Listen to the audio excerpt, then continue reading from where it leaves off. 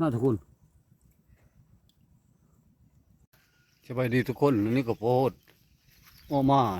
เลี้ยงงูเนาะอยู่หน้าคือเก้าอากาศก็คึมมื้อนี้ก็ว่าพายุเข้าอยู่ได้กับตกเงียบอยู่เลยโพดจะได้ไปหาเลาะเบิ่งเห็ดตาบหรือว่าเห็ดพวกเนาะเขาว่าเห็ดพวกออกว่ะอยู่เห็นเงินอยู่ในเขาลงเงินเพชรด้วยโทรศัพท์เลยว่าเห็ดพวกออกแล้วโพดจะเลยไปเลาะเบิ่งเงินอยู่แค่สวนนี่เนาะบอนมันเคยออกนะ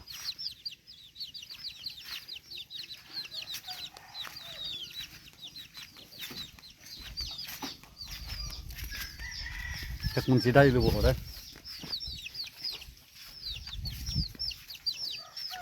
บ่อัดบันยันงูเขา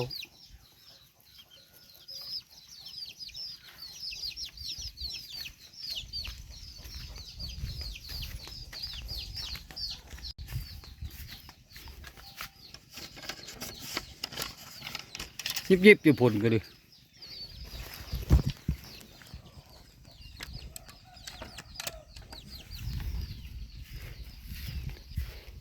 บ้านเมืองกับไทยหน้ามาแล้วเพื่อนโพดยังทะเลไทยจังนี่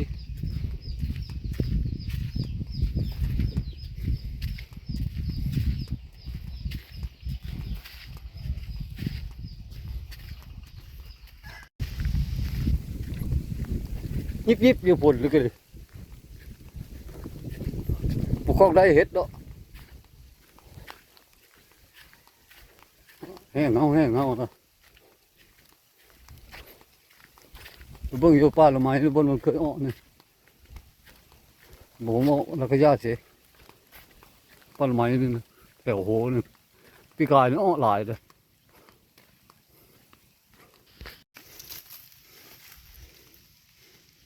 บ่เห็นปีกายนี่มงนี่แหละพอเคยเอานะแล้วเป็นกระต้า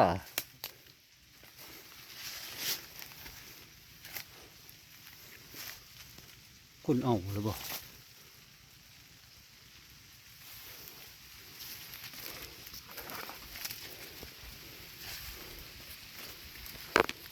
ทำไมก็ยังโม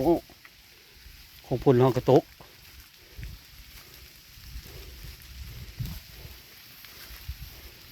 โอ้แล้วเขาได้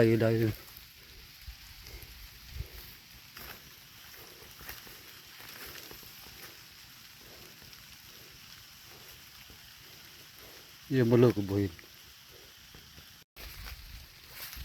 ข้องได้กินโดดทุกคนเลย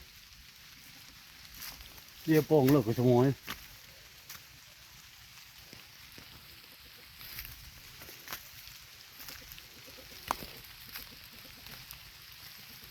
จะเก้าจะไล่โหเนี่ยมันทำป้าลงมาอย่างไรนี่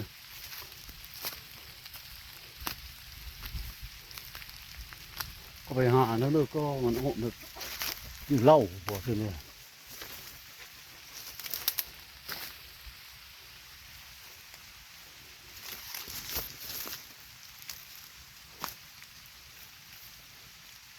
เก้านั่นนี่มันเกิดอ้อตาปีกายนี่นะนี่จะดอกจุก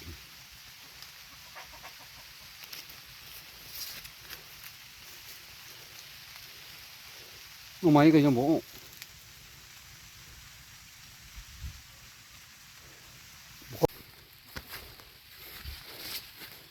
คนกระตกนี้อยู่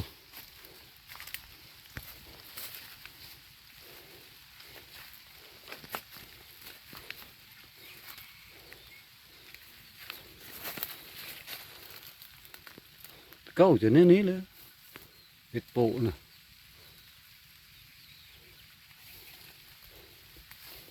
โอ้มันมีต้นหดมือมันออกมาตุกคน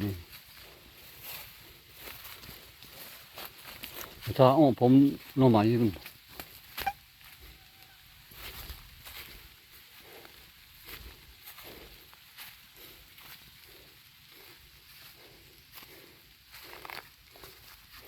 บดเก่าคือช้าได้แต่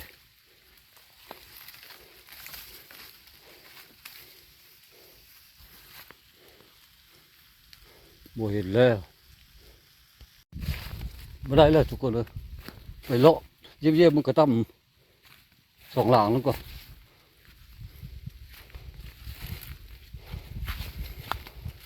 เธอบอกมันทึกแรกถึงเชิญนั่นก็ทึกที่สองก็ทึกงูรัดเลยเด้หลันไปแล้วคือบุเจ็บนี่ทึกไปเลยพี่ช่างไม่เห็นเนาะแล้วคือบุเจ็บโอ้อันนี้มันมันหักเลยควายเตะเลยนี่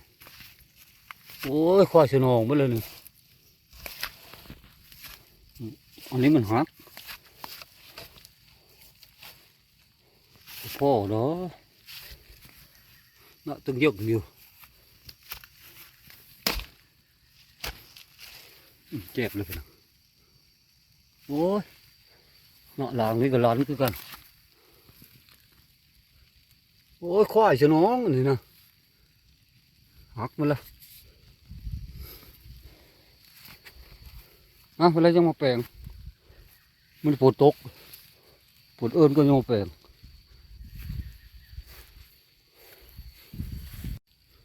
ได้สองแล้วปีนี้เลยเท่าหลังเดียวเลยถึงนะหลังดำๆคนดำๆมันหลังนั้นมีแต่หลันบุทึก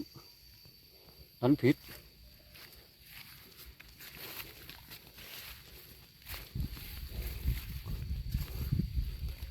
โอ้ยหมูเลยทำไมเฮ็ดบ่ก็รู้ไหมใครงงควายสนองหมดเลยคือพ่อตั้มยังหักดอกโง่เฮาโฉนเลย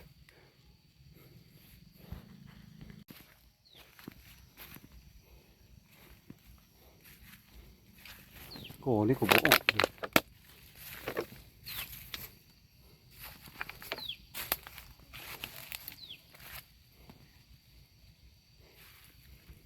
ยังบ่ทันออกเลย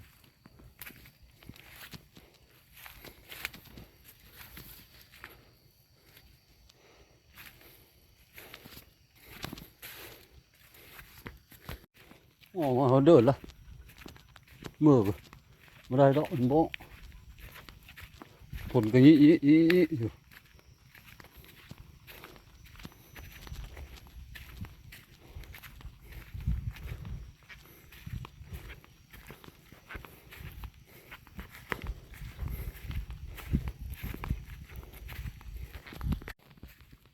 เมื่อวานนี้โพสออกมายังแหงตัวนี้ยันป่ามาแต่หนองนะมาแต่หนองใหญ่นะมันแต่ละปีมันมาตามเจ้าของมันรัดมาเชื่อหนองมันตัวโพสปล่อยป่า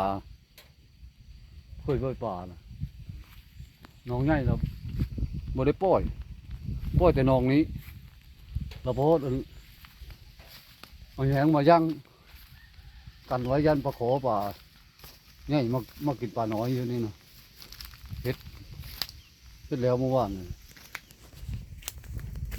ขอเกาะมาโต๊ะขอเกาะยายชีวิตวันนี้ฝนตกเลยเพิ่นก็มาแต่หนองใหญ่อยู่แล้วของแต่ละปีมันเคยมาแล้วปลาขอใหญ่นะเลาะมาตามเจ้าของระบายน้ำนี่ประมาณนี้ครับโอ้เด็ดหรือปะมันนะ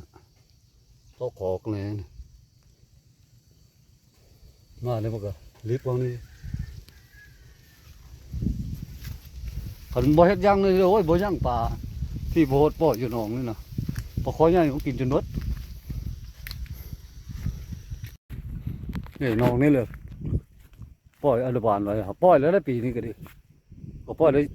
4-5 มื้ออันนี้ได้น้ำคุณนะปลาน้อยมัน4-5กินได้หรือเปล่าเลยปล่อยตัวหนองเดียวแล้วนั่นพอยังเฮ็ด ดากในข้างไว้ยันปล่อยใหญ่มาก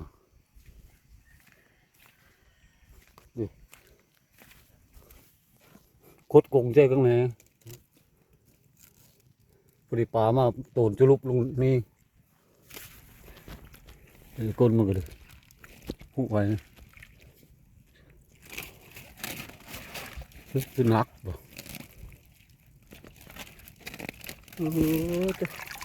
คือเต้าเลยทุกคนเลยเนาะคือเต้าน้อยเลยนี่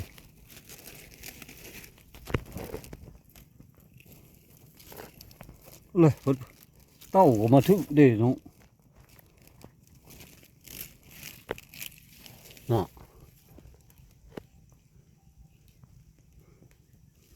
เพิ่นมาตะพายตัวนั้นเลยมาตามจะคล้องเลยว้าวเลยเนาะบริเวณน้อยไปเลย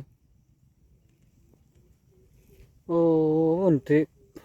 มันเดี๋ยวมานองตัวนี้ได้นี่เต้านี่ก็จะเรากินกับจักลูกป่านะบางพนออกแกออกก็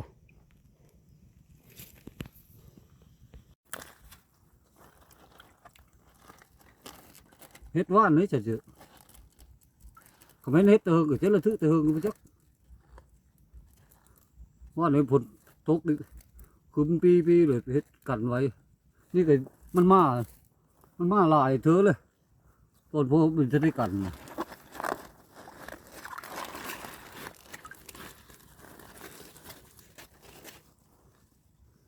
น่าทุกคน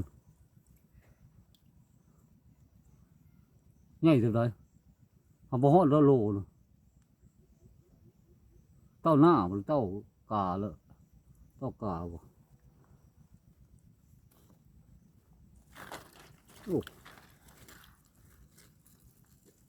โอ้ขับตกมันนี่เสือปลาคอใหญ่นี่ยันเต็มแล้วนี่ทางพอดีขับเฮ็ดแล้วนี่ก็บดลุปลาที่โพดปล่อยนะตัวได้กันไว้นี่ก็ยังมาอยู่เฮ็ดปกันแล้วเลยจักมันมาทั้งนั้นแต่ละปีได้หลายเลยนับตัวมาได้ดักไว้นี้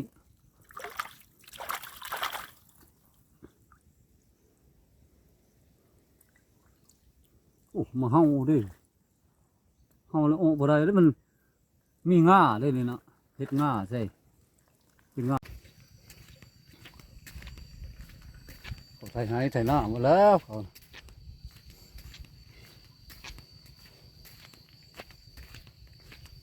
เฮ็ดก็บ่ได้เมื่อก็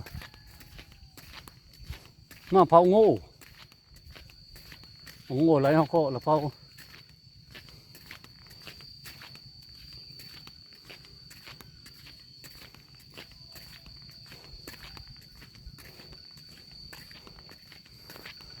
จะตกเลยผลมันนี่มันแห้งอย่างนี้ก็เงี้ยเดี๋ยว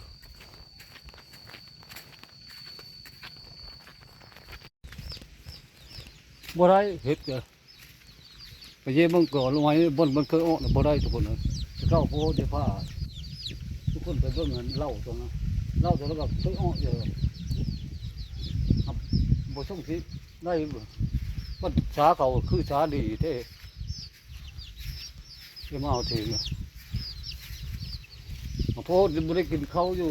หน้ามันบ่ได้เอาข้าวออกมาซ้ำมีแต่เฮากินข้าวอยู่บ้านพุ่นแหละเฉพาะการไปหาเห็ดของโพดก็จบตัวนี้นะทุกคนท้ายชุดนี้ก็ขอบใจนำทุกคนที่เขารับชมผมเบิ่งคลิปของโพดเนาะขอบใจ